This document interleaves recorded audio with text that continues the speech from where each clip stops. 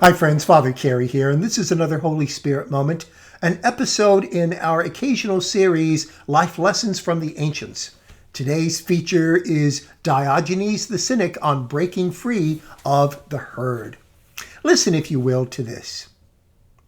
Diogenes once walked into a theater against the flow as everyone was streaming out, and when asked why he was doing this, he replied, "Why, this is what I seek to do my whole life long."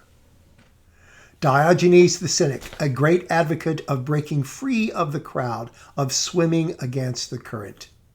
He was a Greek philosopher. He lived in the 4th century. He was a contemporary of Plato. And in fact, he and Plato had some other harsh words to say about one another from time to time.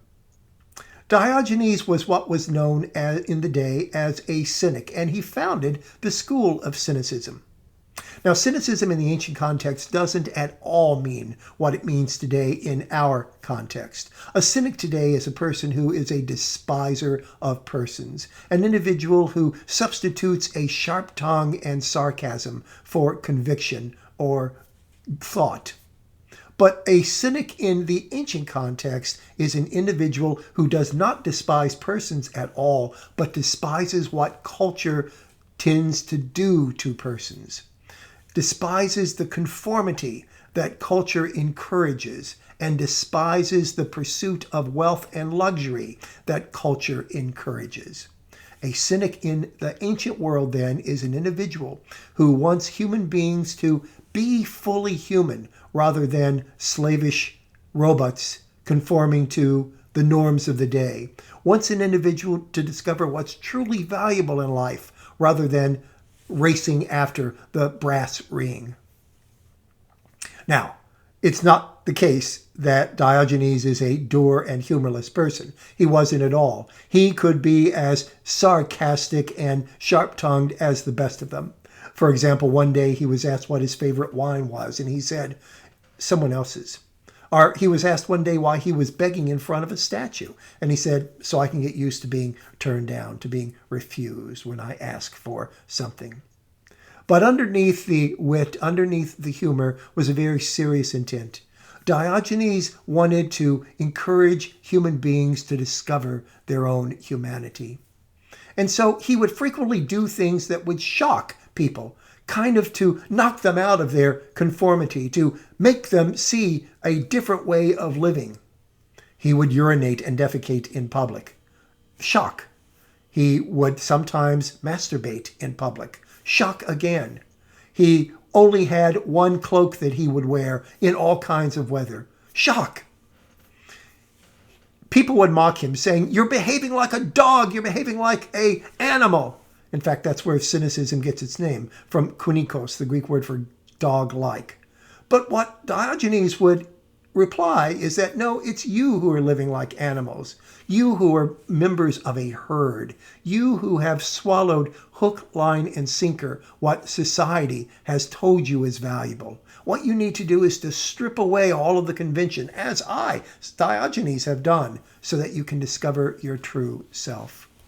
His purpose and the purpose of the School of Cynicism in general was to help you and I become fully human by exercising our reason, by making sure that we are standing independently of anything that could enslave us, and by teaching us to be compassionate human beings.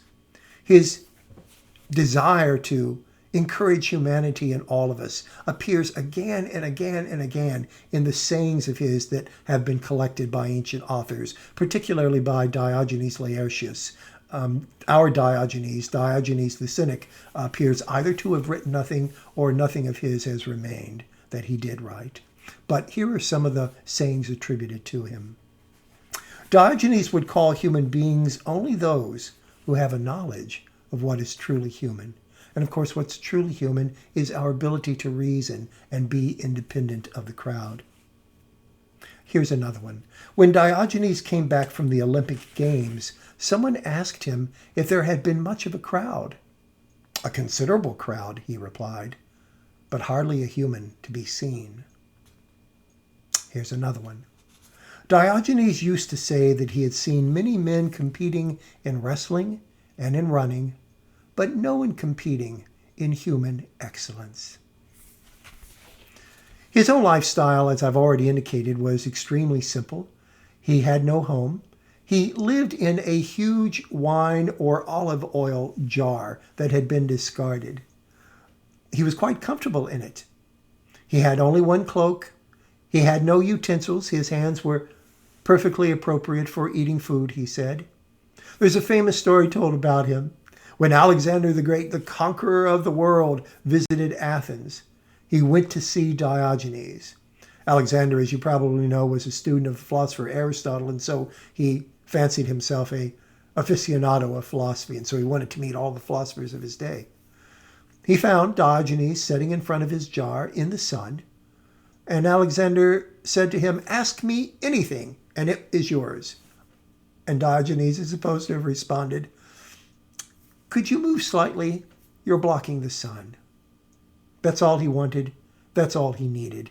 He had broken free of the herd, and in doing so, by his actions and by his words, encouraged his fellow Greeks to do likewise. Many thought him mad. There's no doubt about that. But in responding to them, Diogenes says this: "It's not that I'm out of my mind," he said. "It's that I don't have the same mind as you." And his entire life's work was to encourage them to find their own mind instead of conforming to society's mind. I'm Father Carey. This has been another life lesson from the ancients. Thanks, folks. I'll see you again real soon.